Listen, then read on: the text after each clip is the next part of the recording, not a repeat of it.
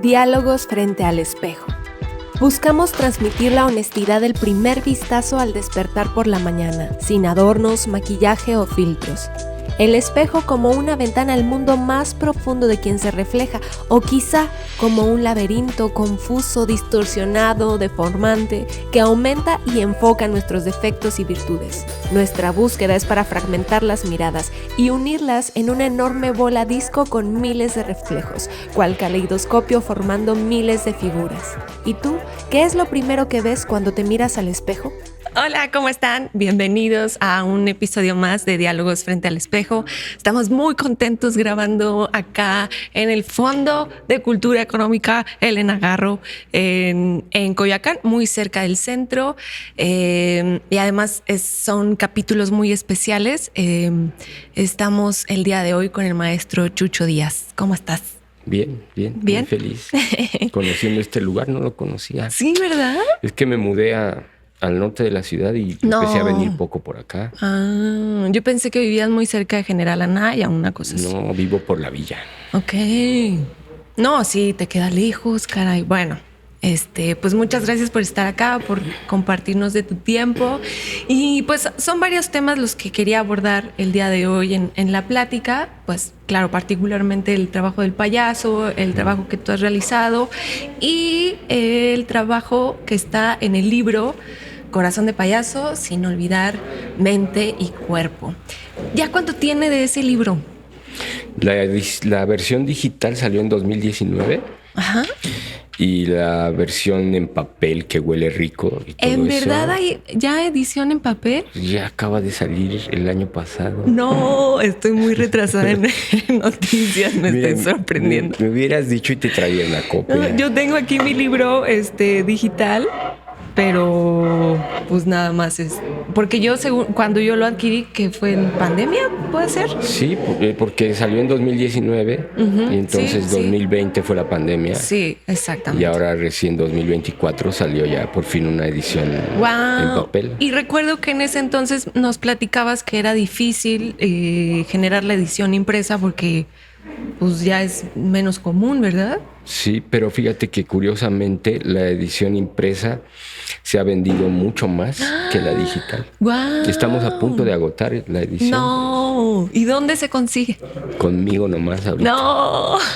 Porque lo sacamos por nuestros propios medios. Ok. No quisimos entrar en relación con editoriales que algunas son un poco abusivas, ¿no?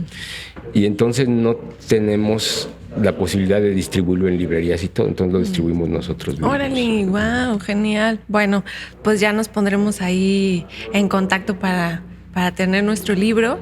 Y bueno, ya entrando como al tema del libro, ¿cómo fue que empezaste a concebir la forma de escribir sobre el clown?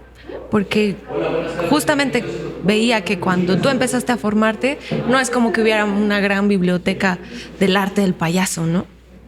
Y sigue sin haberla, porque los libros, digamos, más importantes por su valor histórico, por la información, no hay traducciones muchas al español. Uh-huh. Están en italiano, en francés, en inglés, en alemán. Sí.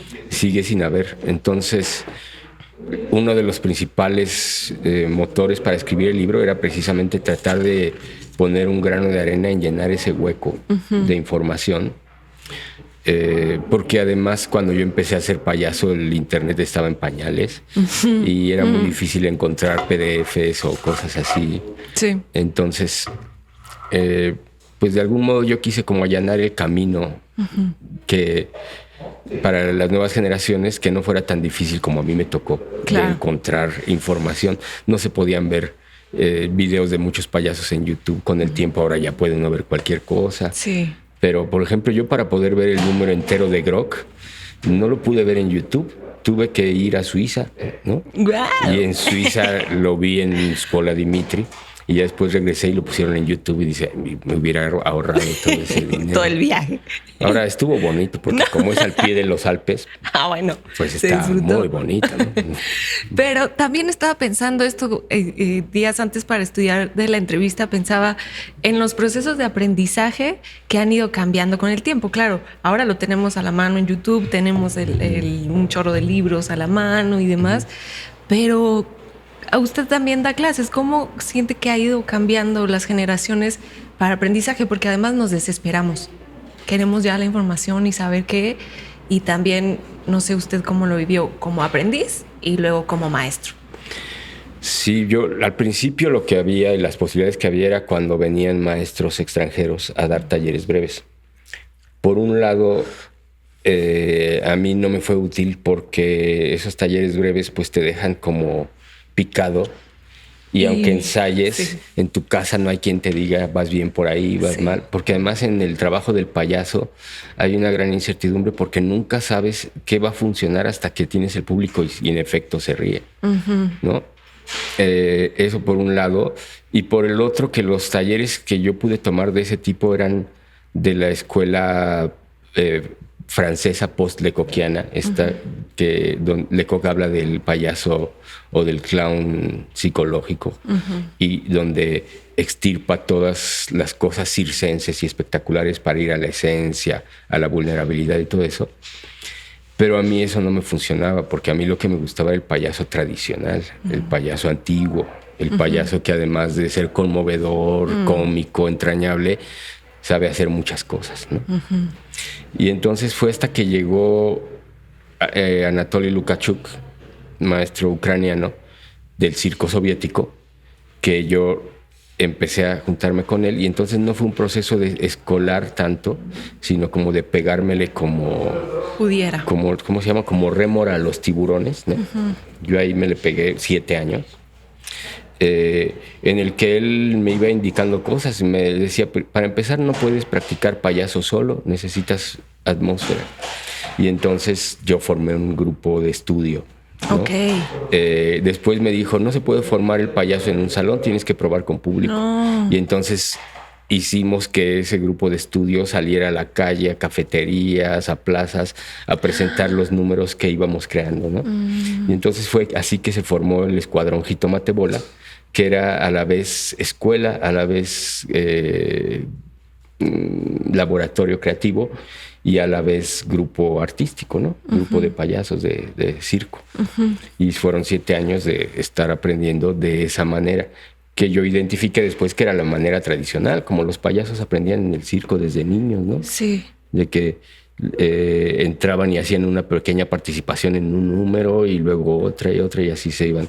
No había una metodología aparentemente, ¿no? Pedagógica.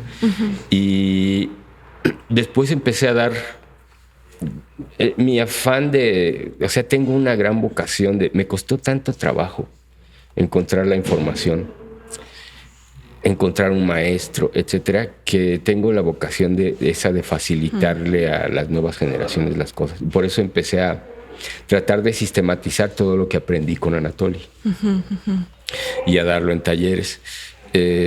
Me volví a topar con esta situación de que los talleres breves, por muy bien que uno dé clase, no son suficientes, no son formativos. Apenas alcanzas a hacer como de divulgación, o cuando la gente ya sabe, funcionan como clínicas, ¿no? Como las clínicas de músicos, que si ya sabes tocar batería, luego llega un baterista que te interesa y te afina el conocimiento y te abre otras perspectivas, pero no es formativo, ¿no? Sí. Por eso es que desde un poquito antes de la pandemia abrí el taller permanente con la idea de que la gente se quede el tiempo que necesite para lo que necesite. Hay gente que va al taller a aprender la técnica para usarla en sus creaciones de otros géneros. He tenido bailarinas, he tenido actores de cine, etcétera.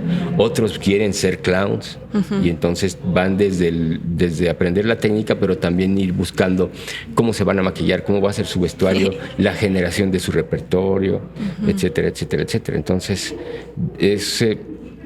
Pues llevamos como 6 años con el taller permanente, sí. ¿Y dónde es el taller? ¿Cómo es? Estamos los sábados en un estudio de danza que tiene la mamá de uno de los estudiantes del taller. Y ahí todos los sábados 4 horas continuas trabajamos y vamos generando repertorio, vamos generando ejercicios, creaciones, y la verdad que estoy muy, muy feliz con ese taller porque la atmósfera es muy, muy generosa. Los que ya saben mucho son muy generosos con los que saben, los que apenas entran, y los que apenas entran trae un ímpetu que refresca las ganas de crear de los que ya llevan mucho tiempo. Es una atmósfera bien bonita. Claro. Pensaba ahorita que platicábamos, tratando de unirlo con lo del libro, pensaba en el clown se autodirige y se tiene que probar, ¿no? Como en escena con público, no solo con amigos, compañeros, colegas. Pero ¿cómo sabes que algo funciona? O sea, como para no ir a estrellarte con el público. O ni modo, hay que ir a estrellarse con el público. A veces hay que estrellarse con el público. Ni modo.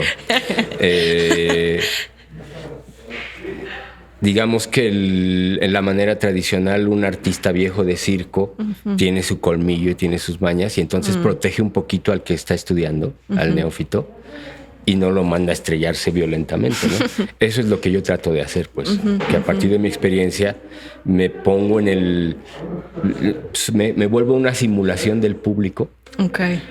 Para tratar de que esos golpes no sean duros. Además, tenemos una dinámica muy protectora, en la cual cuando hay un número nuevo que probar, no lo probamos hacia en seco y a solas, sino que lo probamos dentro de otros números ya probados, ¿no? De otras personas o incluso mías. Yo a veces actúo con ellos y les ayudo a calentar al público, a sentirlo, y cuando salgo de escena les digo, el público está así, está así, entonces dale un acento a esto, y entonces los acompaño mucho también cuando están frente a público.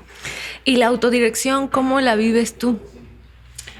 Pues como una especie de esquizofrenia. Sí, ¿no? Porque es como estar adentro y luego salir, te lo ves. Sí, yo la aprendí de una manera muy peculiar con mi maestro, al cual estoy sumamente agradecido. El primer año que estuve trabajando con él, nos ayudaba a crear pequeños actos que luego íbamos a presentar, como te digo, a donde nos dejaban, ¿no? O a donde queríamos, donde nos imponíamos, en un lugar, en la calle, en una cafetería, etcétera, etcétera, etcétera. Pero durante un año él nunca fue a ver esas presentaciones. ¿No? Nunca nos fue a ver. Y al final de cada presentación me pedía que le hablara por teléfono. Ok. Y entonces yo, para que le dijera cómo había sido la función. Y primero yo quería hacer como un panorama general de la función. Le decía, nos fue muy bien, ¿no? Y él decía, ¿qué es esto bien? ¿No? O sea, ¿cómo bien? No, pues hubo muchas risas. Y hacía preguntas como, ¿y con qué letras se rieron? ¿Cómo? Sí, se rieron jaja, jiji o jojo, ¿no? Y yo, pues no sé, no puse atención. Pues pon atención la próxima vez, porque cuando una gente se ríe con la A, está en un estado distinto que cuando se ríe jiji, ¿no? Cuando se ríe con I, está un poquito más tímido, ¿no? Sí. Cuando se ríe jaja, está totalmente abierto. Cuando se ríe jejeje, es un poco picardía. Entonces, si tú no aprendes a leer la risa de tu público, no sabes qué estás haciendo, ¿no? Luego fuimos detallando más cosas. Nos decía, bueno, ¿qué hiciste? Pues entré a escena. ¿Y por dónde entraste a escena? ¿De qué lado? No, pues del lado de derecha, actor. No, pues tendrías que haber entrado de izquierda, actor. Ok. De izquierda, público, perdón, ¿no? Y yo, ¿por qué? Porque en Occidente estamos acostumbrados a leer de izquierda a derecha. Entonces, para el público, verte entrar de izquierda a derecha es más natural que verte entrar de derecha a izquierda, ¿no? Y luego me decía, ¿y con qué pierna entraste? Pues no me fijé, la verdad. La próxima vez pon atención. No. Y le volvió a ocurrir y decía, bueno, entré por la izquierda, como me dijiste, con la pierna derecha. Pues muy mal. No. Porque cuando entras con la pierna derecha, le estás dando la espalda al público, te cierras y entonces estás poniendo una barrera entre tú y el público y no generas empatía desde tu primer paso. Tienes que entrar ya abierto. Y así se iba con todos los detalles, las miradas, etcétera, etcétera, durante un año me hizo llamarle, llamadas que duraban 3-4 horas. No, A veces en la madrugada, porque la función había sido a las 9 de la noche en Tepozotlán. Ajá. Y cuando llegaba a las 12 de la noche a mi casa, a esa hora, yo decía, hoy voy a dormir, le hablo mañana. Y ya que me había acostado, sonaba el teléfono. ¿Y qué pasó? ¿Por qué no me llamas? ¿No? Es que estoy cansado. Sí, yo entiendo que estás cansado, pero necesitamos que todo lo tengas fresco. Claro. Mañana que despiertes ya no es lo mismo. Y bueno, ahí a veces estaba hablando con él y empezaba a oír los pajaritos y veía clarear. No, ya está amaneciendo. Ya estaba amaneciendo. Y eso me creó como una conciencia de que mientras actuaba, una parte de mí estaba atenta a la composición general, a la dirección propiamente, ¿no? Al fenómeno completo, no solo a mi actuación, sino a la reacción del público, a sus miradas, a la manera en que estaban sentados. Y entonces aprendí a utilizar al público como una señal, como un espejo, para saber que realmente estaba funcionando. Y de esa manera aprender a autodirigirme. ¿No? Y fue un proceso de un año. Yo lo he tratado de sistematizar de otra manera para mis estudiantes, porque no me dan ganas de hablar con ellos 4 horas, ¿no? La verdad, por teléfono. No, bueno. Pero les explico muchas cosas, etcétera, ¿no? Y había muchas provocaciones también en esa forma de maestría de Anatoly, ¿no? Como alguna vez veía en una entrevista también que te decía, no, pues, ¿por qué Anatoly dice que las mujeres no pueden ser payaso? Para que se enojen y vayan a ser payaso. O sea, bueno, no que se enojen, sino como para decirles, a ver, ¿no? Pues sí, háganlo. Y entonces pensaba en esta forma de educación provocadora en un momento, bueno, no sé, quiero decir, en un momento en el que se permitía, digamos, y ahora como que está todo muy a tientas, ¿no? Mucho más. Sí, yo pienso que una cosa es la violencia y otra la agresión. Okay. Es decir, en cierto modo la violencia es parte de la vida. Es decir, un volcán haciendo erupción es violento, el propio nacimiento, salir de ahí del vientre calientito y es violento, dejar la niñez y pasar a la edad adulta es violento. Es decir, que sojuzgar la violencia per se me parece que es un poco erróneo. Yo creo que su manera de provocar no era tanto con una intención agresiva, sino como de que uno agarrara lo que él llamaba courage, ¿no? Es decir, tener no una convicción tibia de que quiero ser payaso, sino que uno dijera quiero ser payaso. Claro. ¿No? Conmigo, por ejemplo, la provocación principal tenía que ver con la cultura mexicana. Él decía frases como, es que México no tiene cultura. Y yo decía, ¿cómo que no tiene cultura? Tenemos una cultura riquísima. Y decía, no, México no sabe lo que es humor. Y yo, ¿qué? Tenemos las calaveras en Día de Muertos. Y me di cuenta que era una provocación más para que profundizara e investigara en las raíces de lo mexicano para poder rebatirle. Y lo que aprendía uno en esa búsqueda por rebatirle se volvía valiosísimo. Me llevó a mí a ir 6 años cada año a las fiestas de Semana Santa con los mayos en Sonora,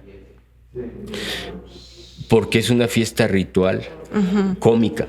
Y entonces yo ahí pude vivenciar claramente el payaso ritual, porque me dejaron enmascararme y salir con ellos y ver cómo era durísimo ser payaso ritual físicamente, de dormir a la intemperie, de no bañarte en un mes, de malpasarse todo el tiempo, de caminar kilómetros y kilómetros como parte del ritual, ¿no? ¿Cuáles eran las premisas básicas de ese ritual, de esa, o sea, para ser un payaso de ritual de esa cultura? ¿Qué es lo que se tenía que hacer? Para empezar, ellos lo veían como una penitencia. Y entonces tenía que ser duro. Tenía que hacerte sufrir para que expiaras tus pecados con ellos. Luego, dentro de esta lógica de penitencia, entonces tenía, por ejemplo, el voto de silencio y de estar enmascarado. Es decir, nadie podía ver quién eras tú. Tenía que ser anónimo totalmente para que no te pudieras vanagloriar de yo soy el mejor chapayeca, que se llama, ¿no? Yo soy el mejor chapayeca, yo hago reír más, porque nadie tenía que saber quién eras. Okay. Tenía que ser anónimo. Y tenías que hacer voto de silencio para que no te reconocieran por la voz también, por ejemplo. Y normalmente la gente tenía que hacer una promesa, ¿no? Prometer ser payaso o ser chapayeca para expiar los pecados. Y al final la máscara, todas las máscaras son juntadas en un montón que se quema y con la máscara se van tus pecados, ¿no? Se queman los pecados. A mí me dieron permiso de no quemar mi máscara porque pues yo no era de la comunidad, pues, ¿no? Realmente. Pero fue todo un proceso en el que primero me permitían ver. Cuando les planteé mi intención de serlo, me empezaron a hablar de la historia, de los significados, de los sentidos, de los rituales, de elementos como, por ejemplo, uno muy importante que ellos le llaman el alrevesado, que es que hagas todas las cosas al revés de lo que se deben hacer cuando eres payaso de ritual, ¿no? Donde, por ejemplo, si te dicen, hey, fariseo, ven para acá, tú te tienes que ir. Si te tocan en este lado, volteas para el otro, etcétera, etcétera, etcétera. Y que se vuelven cosas técnicas que usa el payaso ya desacralizado, ¿no? Entonces fueron años en que me permitieron ir, preguntar, escuchar, me llevaron a muchas cosas que los turistas no logran ver, pues. Y al final me dieron permiso de enmascararme. Tuve mi padrino y me hicieron mi máscara, y estuve viviendo todo eso. Cuando regresé de esa experiencia la primera vez, me recibió en el aeropuerto Noemí, ¿no? Y conforme me iba acercando, yo vi cómo su cara hacía. Porque traía yo el labio reventado por una infección, porque sudas y el polvo, es clima semidesértico, se mete debajo de la máscara y entonces se me resecó el labio, se reventó, se infectó.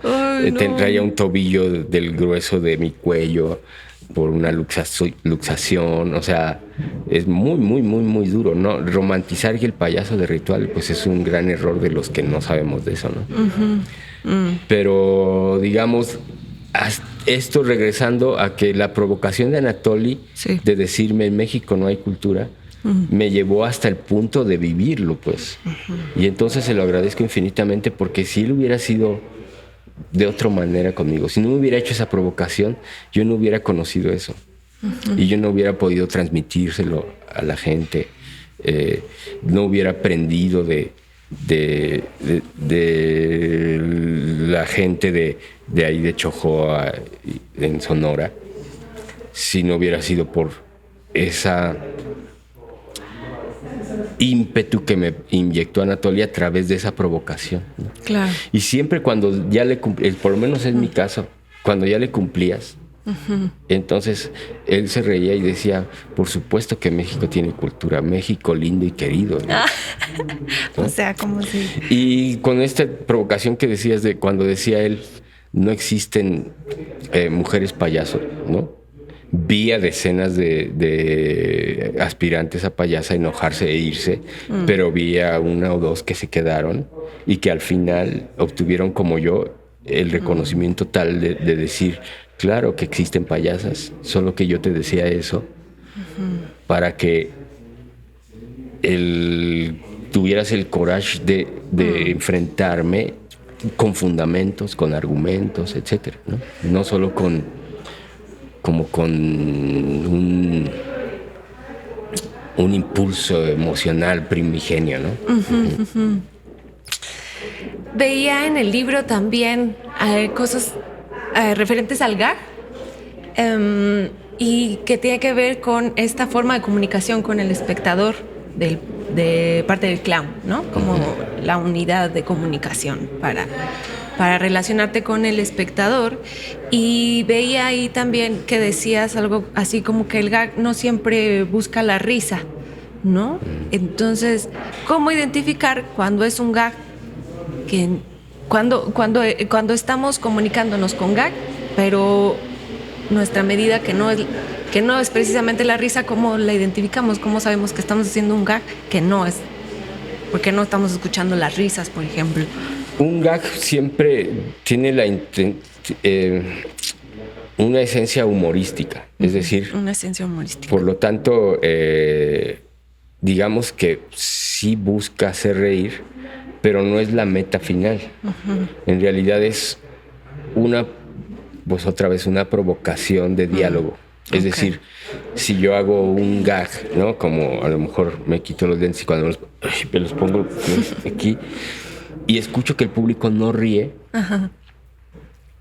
estoy aprendiendo quién es ese público.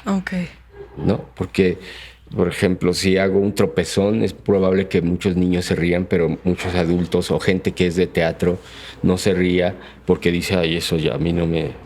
Yo soy una persona inteligente, yo no me voy a reír de eso, ¿no? Y si haces un gag más irónico, ¿no? Más sutil, y la respuesta o no respuesta te dice con quién estás, ante quién estás. Entonces, digamos que lo primordial que buscamos, o sea, sí buscamos la risa, pero no como meta final, sino como llave de apertura del diálogo, de la comunicación.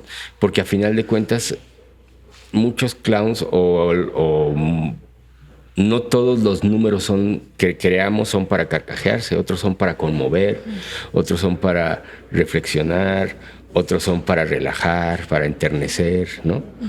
Entonces, lo que pasa es que la risa pues tiene una cualidad de comunicación muy directa porque suena, porque cuando te ríes te mueves, te agitas, ¿no? Y entonces uno puede ver al espectador y escucharlo y establecer una comunicación a partir de la risa, pero no es la meta final. Claro. Y entonces cuando un gag no funciona, uno no tiene que asustarse o forzar la risa, sino dejarlo pasar sin problema y saber, este público es un poquito distinto que el de ayer, ¿no? Tiene otra sensibilidad. ¿Y qué tanto hay que modificar en nosotros o en la forma de ejecutar el gag si el público no, si hay públicos que no lo reciben, que en unos sí se ríen, en otros no? Es decir, ¿qué tanto es lo que nosotros tenemos que modificar? Porque no podemos modificar al público, por ejemplo, ¿no? ¿Cómo podríamos saber eso? Por ejemplo, si la gente no se rió en el momento del lente, que estaba un poco sembrado para eso, o bueno, para una provocación, entonces capaz que la modificación sería en reaccionar más a lo del lente o hacerlo de perfil o qué sé yo. ¿Qué tanto nosotros somos los que tenemos que modificar o cómo saber eso? El clown es un arte escénico y eso quiere decir que transcurre en el tiempo, no es como una viñeta, una caricatura donde el espectador decide cuánto tiempo lo ve, ¿no? El clown tiene una duración. Y entonces cuando un gag no funciona, debe ser la señal para saber qué construimos en adelante. No regresarse ni anclarse en ese gag, sino tomarlo como punto de partida, ¿no? A lo mejor si esto no funcionó, después lo que sigue es estar haciendo así, ¿no? Sí. Y provocar como un mal. Y si eso no funciona, luego seguiría un malentendido, como primero hago esto y luego veo a alguien y digo, oh. Y le coqueteo con el mismo gesto y luego me sobo. Y entonces lo llamamos abrir al público. Entonces uno no busca la risa como meta, sino como punto de partida para al final de todas maneras sí buscar una risa.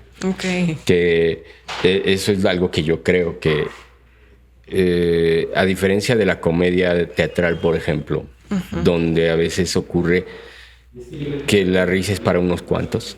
Por ejemplo, pienso en las comedias de Oscar Wilde. donde seguramente la gente revolucionaria como él mismo se iba a reír, pero los nobles no se reían, se sentían ofendidos, ¿no? Uh-huh. Entonces, claro. O cuando vamos al teatro y se ríe solo la gente de teatro porque... pusieron un chiste de local, ¿no? De las becas Fonca. Pues. Exactamente, okay. Y los demás no se ríen. Claro. A diferencia de esos tipos de humor, en el clown yo sí creo que lo importante es la catarsis cómica, es decir, reír en manada. Okay. Entonces, el clown tiene que partir de provocaciones con gags que les va permitiendo leer quién se ríe, quién no se ríe, qué sección del público sí se ríe, cuál otra se ríe fuerte, cuál quedito, cuál se ríe inmediatamente, cuál se ríe tarde, con qué letras se ríen, etcétera, etcétera, etcétera. Y con eso construir un momento, el momento catártico donde todo el público se ríe al mismo tiempo y al unísono. Uh-huh. Ese sí sería la meta. Claro. Final. ¿Y cómo hacer la dramaturgia del clown? Porque, bueno, no sé cómo hayas tú vivido la forma en la que se concibe un espectáculo, se sienta uno a escribir, a pensar, a dirigir, a ¿cómo llegas a ese proceso? Yo empecé, como mi formación previa al clown fue de teatro. Sí empecé con la idea de tener una gran idea que soportara 1 hora de espectáculo, ¿no? Y Anatoly me aterrizó casi con ironía a decirme, ¿tú quieres hacer 1 hora? Primero trata de hacer 3 minutos eficaces, ¿no? Cuando logres hacer 3 minutos eficaces, vemos, ¿no? Uh-huh, uh-huh. ¿No?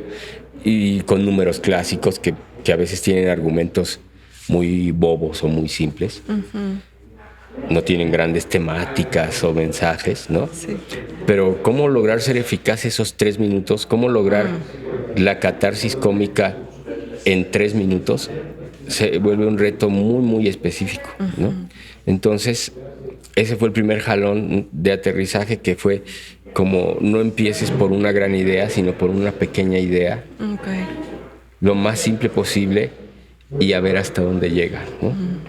Y a lo mejor con suerte tienes 5 o 8 minutos de algo eficaz, ¿no? Después, cuando empecé trabajando con el grupo Jitomate Bola, y entonces había como mucho apoyo, descansos, es decir, yo actuaba un número, pero luego yo salía y entraba alguien más. Y cuando empezó mi inquietud de querer poder sostener yo solo todo un espectáculo, regresé un poquito a la lógica teatral y empecé a querer tener un tema, una idea grandota, ¿no? Uh-huh. Y Anatoly fue a ver ese espectáculo. Ya había yo dejado de trabajar con él, sí, pero fue a ver ese espectáculo y me dijo, cuando tienes una idea, una historia que contar, etcétera, etcétera, la narrativa se come la libertad del clown. Uh-huh. Porque por contar la historia no te sueltas a hacer cualquier locura que se te ocurra. Okay. Porque sientes que, pero me estoy saliendo de la narrativa. Y entonces me dio un último consejo, digamos, formal ahí, que era construye 7 números eficaces. Uh-huh. Y después esos 7 números los ordenas y cuentas con ellos una historia. Uh-huh. En lugar de primero plantearte contar la historia. Claro. Y luego hacer chistes. Y vi que tenía razón, pues. Uh-huh. Que tenía mucha razón. Últimamente estoy en una fase en la cual ya me siento con la seguridad de poder proyectar el espectáculo completo, okay, sin que me ate, uh-huh, ¿no? Okay. Entonces, el espectáculo Regla de 3, que cuenta la historia de un padre y un hijo, etcétera, etcétera, ese ya lo concebí así sentadito y escribiendo el texto, uh-huh, ¿no? Pero digamos, después de 30 años de otra cosa. Sí. Pues, ¿no? Igual, era el mismo proceso con La Sensacional. O sea, por ejemplo, para Gracias Damitas, otras producciones de La Sensacional, ¿era igual producir números pequeños y luego unirlos? Sí. De acuerdo, como la orquesta tenía mucho que ver con lo musical, Ajá. a veces el punto de partida ni siquiera no era una idea cómica, sino una canción. Okay. Una canción que a alguien le gustaría. A mí me gusta esta canción, yo la quiero tocar. Y entonces la montábamos. Y luego de la música tiene una dramaturgia. Por ejemplo, el número de Stormy Weather, donde Noemí sale con una copa o salía con una copa con agua y tiraba agua, ¿no? La idea tiene que ver con la letra que dice que keeps raining all the time. Todo el tiempo está lloviendo. Desde que te fuiste estoy triste, estoy lloviendo. Y por eso estaban los gags donde ella tiraba agua y luego veía el agua y decía, ¿de dónde salió esta agua? Lloviendo. Exactamente, ¿no? Entonces ahí la letra tenía mucho que ver. Cuando tocábamos el bolero de Ravel, por ejemplo, una vez que lo montamos, era primero jugar y burlarse un poquito de la solemnidad de la música clásica, Okay. ¿no? Claro. De la seriedad. Y un referente que yo tenía muy, muy clavado, que era la coreografía de Maurice Bellac, del bolero de Ravel, donde durante todo el bolero Jorge Don, el bailarín Jorge Don, bailaba con un movimiento en dos pies. Y entonces tocamos bailando así. Okay. Y ahí metemos gags y la gente que sabía y que conocía la coreografía se acercaba y nos decía, es también una cita humorística, ¿no? Un guiño humorístico a la coreografía de Bellac, ¿verdad? Y yo decía, pues sí, ¿no? Pues sí. ¿No? Sí, y entonces así construimos. Agraciadas Damitas es un show que tiene un asunto especial, porque ese show nunca lo ensayamos. O sea, ese show montamos las piezas y un día antes del estreno yo les conté lo que me imaginaba. No. Les di algunas indicaciones como esa tú la cantas, todos los demás atrás no hacemos nada y a ti te toca hacer todo, ahí cantando, ¿sí? Okay. Y aquí todos se salen y yo hago el número de la borracha y me dicen, ¿cuál número de la borracha? Nunca te hemos visto hacer nada. Sí. Pues ni yo tampoco, porque lo tengo en la cabeza, pues, ¿no? Ok, no, ¿de una fuiste a probarlo ahí? Bueno, y en ese momento ya tenían un lenguaje de grupo. Sí, cuando estrenamos Agraciadas Damitas llevábamos 8 años ya trabajando. No, bueno. ¿Con qué empezó La Sensacional? Con Café Concert. El show con música de Duke Ellington, de jazz, sobre todo. Inspirado en los minstrel shows de vaudeville, que eran espectáculos donde los artistas no salían de escena, sino que se sentaban en sillas con instrumentos, tocaban y alguien se paraba a bailar o a malabarear y luego se sentaba, tomaba un instrumento mientras alguien más salía. Okay. Y así nos inspiramos en ese tipo de espectáculos y ese fue el primero y fue el show que estuvimos presentando durante 20 años. Wow. Fue Agraciadas Damitas, Café Concert. En las nubes. En las nubes. ¿Que ese fue unipersonal tuyo? No, ese era para espacios abiertos y tenía más elementos de comedia física, pantomima, malabares y acrobacia que de música, porque en espacio abierto necesitabas como otra lógica, ¿no? Y como para niños. Claro. También. Tuvimos también Mi Mundo es Alegre. Un par de solos míos, que era Poluto Mundo y Confusionario. Y creo que ya no me acuerdo. ¿Y cómo fue la mecánica de trabajar juntos? O sea, la metodología, las complicaciones, supongo que en algún momento. En primer lugar había una gran afinidad, es decir, tenían el mismo interés de trabajar el payaso. El payaso y también la música. Okay. Nos gustaba mucho la música, ¿no? Y a mí en especial me gusta mucho la música hecha por el pueblo, ¿no? Entonces, por eso mucho de lo que hacíamos tenía que ver con los gitanos que tocan con cucharas, los músicos de blues que hacen percusión con el lavadero, instrumentos portátiles, nunca utilizamos un piano, nunca utilizamos, ¿no? Cosas demasiado grandes y con una lógica de fiesta, ¿no? Claro. Es decir, en los pueblos cuando se toca música, es por ritual solemne o por fiesta, ¿no? Entonces, sobre todo jugábamos con la idea de fiesta, que empataba muy bien con la comedia, el humor y el clown, ¿no? Claro. Y todos también tenían una intuición musical ya desarrollada que fueron integrando. Sí, Roam ya había tomado clases de piano desde niño y cantaba muy bien. Es decir, sus clases de canto en la escuela de teatro las aprovechó tremendamente. Noemí también es una persona que canta todo el día. Todo el día está cantando. Okay.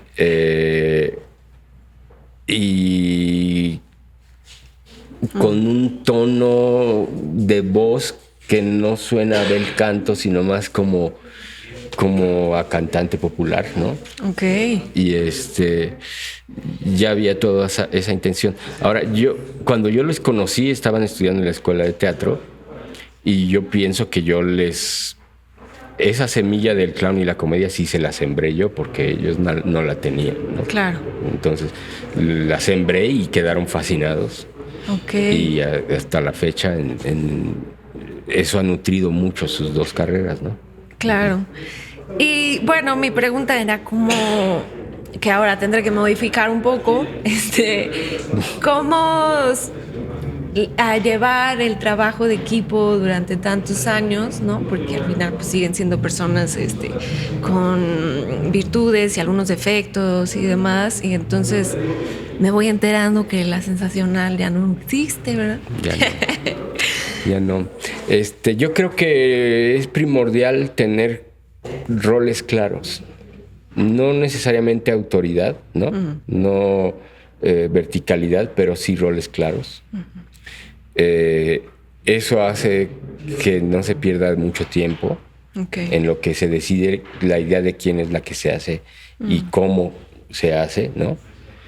Y yo siempre dejé claro que el director de la compañía a nivel estético era yo. Ellos lo aceptaron no porque yo me impusiera, sino porque me cedieron, dado que yo sabía más de eso, pues, y tenía más experiencia, ¿no?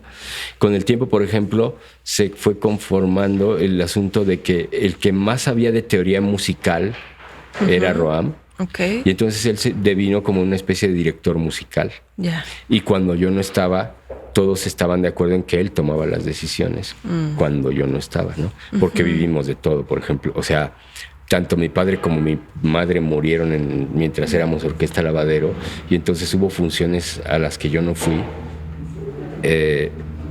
por diversas razones, pero que ellos actuaban sin mí, tenían que resolver cosas sin mí, y siempre funcionó, pues, ¿no? En realidad el hecho de que se disolviera la orquesta no tuvo que ver más que con nuevas inquietudes creativas. Okay. Todos, ¿no? O sea, Noemí quiere hacer mucho más teatro, más actuación. Yo estaba un poco cansado de hacer clown musical y quería regresar un poquito a hacer clown más circense, más.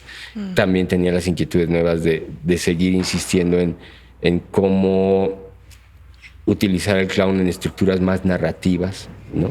Más de contar historias más largas. De hecho, mi trabajo actualmente todavía no se sabe, pero ya se sabrá en el 2026. Okay. Estoy escribiendo monólogos y diálogos breves para payaso, como para que payasos que tienen cierto bagaje teatral puedan hacer números diciendo cosas, etcétera, etcétera, etcétera.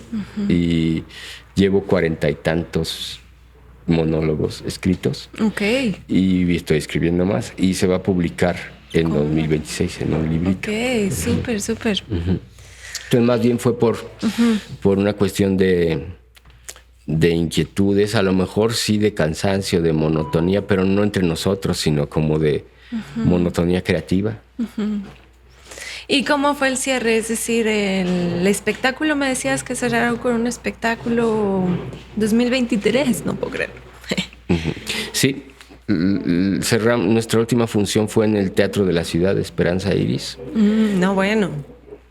con una selección de lo más entrañable de nuestro repertorio, de todos los espectáculos, con algunos invitados, personas que en algún momento participaron con la orquesta y colaboraron. Y pues fue hermosísimo porque se llenó el Teatro de la Ciudad, eran 2,000 y tantas personas allí. Fue muy emotivo cuando al final dijimos, bueno, pues aquí, esto fue. Siempre, el Café Concert siempre empezaba con la frase, buenas noches, nosotros somos la sensacional Orquesta Lavadero. Y esa función la terminé diciendo, buenas noches, nosotros fuimos la sensacional Orquesta Lavadero. Y con ese gran cierre no les dio ganas de decir... Y hubo mucho llanto entre el público, entre nosotros, etcétera, pero bonito, pues. Sí, ¿no? sí. De repente hay gente que nos dice que si no vamos a hacer el reencuentro, la reunión y todo eso. Y conforme pasan los días yo veo que eso es cada vez más difícil. No. Porque en los pasos que está emprendiendo cada uno les está yendo muy bien. Qué bueno. Entonces, pues ya, yo lo veo como una fase que fue, de la que aprendimos muchísimo, de la que yo no sospechaba que fuera a terminar. Pasó por varios... O sea, el primer grupo que formé no duró ni un año, ¿no? El segundo fue Jitomate Bola y duró 7 años. Entonces, y terminamos esa primera... El Jitomate Bola terminó con muchas rencillas, roces, etcétera, etcétera. De hecho, incluso yo dejé de hablarle un tiempo a Anatoly, pues. Terminamos un poco peleados, pues. Después eso se limpió con el tiempo y nos reconciliamos muy hermoso, ¿no? Él decía cosas como, una vez que eres mi alumno, nunca dejas de ser mi alumno. Y entonces, una vez que nos volvimos a hablar, él me seguía llamando por teléfono para darme consejos, etcétera, etcétera, etcétera. Pero fueron 7 años que al final se sintieron como una eternidad porque estábamos peleados. Entonces, cuando pasamos de 7 años con la orquesta y que todo iba tan bien, yo empecé a sospechar y dije, algo está muy raro aquí. ¿Por qué llevamos 8 años y nos llevamos tan bien? ¿No? Claro. Y todo funciona tan bien. Y después se fue. Y yo dije, es que esto nunca va a terminar. O sea, a mí me van a meter el ataúd en una función de la orquesta, pues, ¿no? Y de pronto, pues, resultó que no, que empezó a haber, pues eso, apetitos de hacer cosas distintas. Es decir, pues, lo creativo, ¿no? Sí. Necesidades creativas. ¿Cuáles consideras que son tus grandes logros en tu carrera? Pues el primero es encontrar un lugar en el mundo, pues. A veces cuando doy talleres llega mucha gente que me dice, es que yo cuando era muy joven quería ser payaso y me disuadieron y ahora soy contador y llevo 12 años, ya cumplí 40 años y me está dando la crisis de los 40 y me estoy dando cuenta que no quiero seguir viviendo haciendo sumas y restas y quiero otra vez ser payaso, ¿no? Wow. El hecho de que a mí no me haya pasado eso, de que haya elegido algo y no me haya arrepentido nunca de eso, es un gran logro, me parece, para mí. También creo que otro gran logro fue lograr que se abrieran puertas no para mí, sino para los que vienen detrás, ¿no? Es decir, cuando yo empecé no había becas del Fonca para clown. Y por el trabajo mío, de Asis Wall y de otras personas, se les dio la seriedad y se abrieron esas puertas.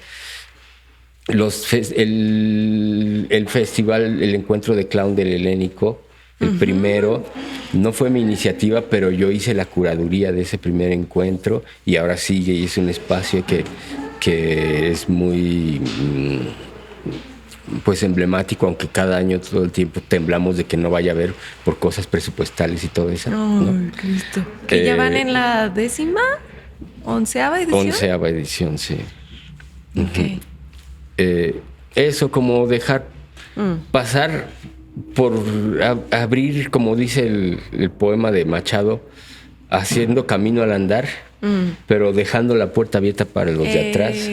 Eso creo que es algo que valoro mucho que he hecho.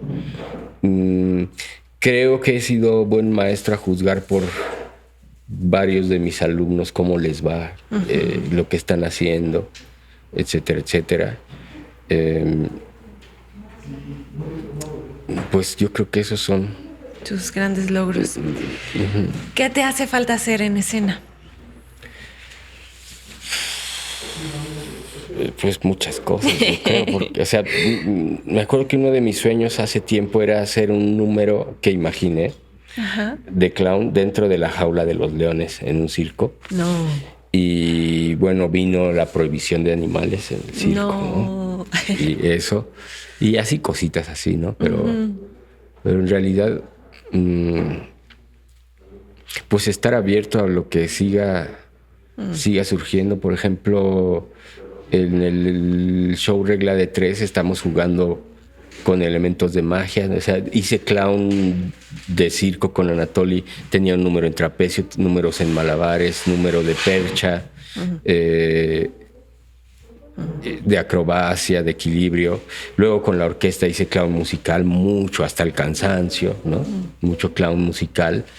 Y ahorita estoy haciendo clown con magia. Y supongo que irán y con dramaturgia, ¿no? Con elementos de teatralidad, etcétera. Y supongo que así irán surgiendo inquietudes. O sea, si me preguntas así qué te falta hacer por escena, pues yo creo que un montón de cosas, porque o sea, lo que haya hecho no se compara con lo que se puede hacer, ¿no? Claro. O sea, y ya lo que vaya... A veces el encuentro con las personas me inspira a hacer cosas, ¿no? Es decir, el show de Regla de 3 no lo hubiera yo terminado de esa manera. Lo había empezado a escribir de acuerdo a la narración. O sea, quería jugar con el asunto de un payaso en retiro. Y una premisa teatral simple que era el asunto de la cuarta pared, es decir, que hubiera dos personajes en los cuales el personaje que es payaso ve al público y habla con él, y el hijo no ve nada. Para el hijo hay cuarta pared, y entonces interpreta como que su papá está loco, ¿no? Que tiene demencia senil o algo así. Esa era la idea principal. Y luego cuando conocí a mi alumno Marco Torres, que es mago, dije, qué buena idea, vamos a mezclar esa historia que ya tengo concebida con elementos de magia, ¿no? Qué padre, claro. Y entonces, seguro que si no hubiera conocido a Marco, no hubiera nacido esa... No de esa manera, claro. Hubiera sido un show de otro tipo. Ya para ir cerrando la charla, una de nuestras preguntas así modulares es: ¿qué es lo primero que ves cuando te miras al espejo? Y esto es un poco apelando a que de repente nos identificamos como soy actriz o soy payaso, pero nos atraviesan un montón de cosas que somos. Y bueno, la pregunta es esa: ¿qué es lo primero que ves cuando te miras en el espejo? Veo un híbrido muy extraño. O sea, veo que tengo signos de la edad de la vejez, pero me siento muy joven. Eso. Yo recuerdo que cuando era niño y joven y me decían, o sea, yo veía a la gente de mi edad de 56 años ya como ancianos, con bastones, sin pelo. Y yo me veo como una persona de 56 años, pero que todavía cuando lo necesito me subo al trapecio, pues. No, wow. Cuando doy clases y está el equipo, me subo todavía al trapecio. Cuando doy clases de actuación o de clown, utilizo elementos acrobáticos como parte del entrenamiento y todavía soy capaz de hacer cosas acrobáticas que hacía hace 30 años, de equilibrio, etcétera. Y entonces me siento un poco extraño cuando me veo al espejo. Veo un híbrido como de viejo joven, pues. De niño viejo. Wow. No, y aparte el entrenamiento te ha dado también toda esa vitalidad, ¿no? Y decisiones que a lo mejor no parecen mucho, pero sí. Por ejemplo, yo he decidido nunca tener coche y por eso camino mucho, subo muchas escaleras, y yo creo que eso me ayuda también. Ajá. Leo mucho, mucho por placer y por informarme, para dar clases, para esto. Y entonces eso creo que mantiene mi mente también ágil, no pasiva, que se vaya como, ¿no? Claro. Que empiece su decadencia, ¿no? Digo, llegará ese momento, pero, sí. Pero pues por lo pronto creo que lo voy retrasando, ¿no? Claro. Maestro, muchísimas gracias por tu tiempo, por todas tus indagaciones y por compartirlas con todos nosotros. No sé si quieres agregar algo más. Pues no. No, agradecerte. No. Agradecerte por lo. A veces uno no sabe si lo que ha hecho importa a alguien o no. Y entonces, que tú estés haciendo esto, creo que le da un valor, me hace sentir como satisfecho, como feliz de que lo que yo he hecho no ha sido solo para mí, sino que le sirve a alguien más. Muchas gracias, maestro. Pues muchas gracias por acompañarnos en este capítulo. Muchas gracias a todo el equipo de trabajo, Dani, Jared, Rebeca, Dieguito, todos. Muchísimas gracias y gracias al Centro Cultural Elena Garro. Estamos muy contentos de estar grabando aquí en Ciudad de México y bueno, nos vemos en otro episodio. Chao.